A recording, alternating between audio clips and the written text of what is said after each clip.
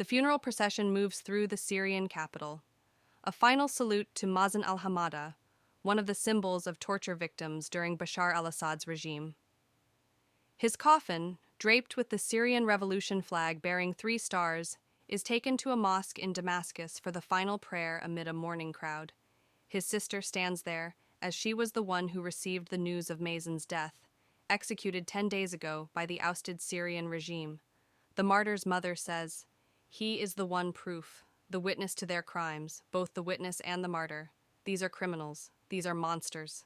In 2011, Mazen Hamada filmed the first protests against Bashar al-Assad's regime and posted video clips online.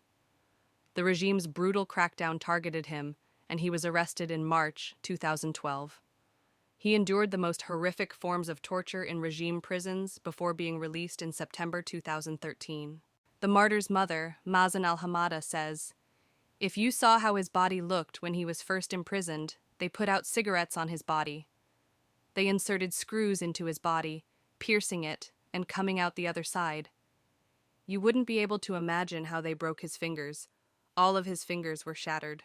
After his release, Mazen fled to Europe, where he gave first-hand testimonies about the atrocities committed in Syrian prisons.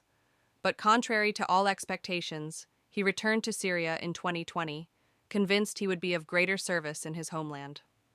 Since his arrival in Damascus, his whereabouts have been completely unknown. The martyr's brother, Saeed al-Hamada, says, "After his martyrdom, it feels like joy and victory.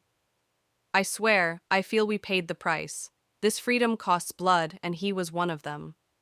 According to the Syrian Observatory for Human Rights, approximately 60,000 people have died since 2011, either due to torture or in detention conditions in Bashar al-Assad's prisons.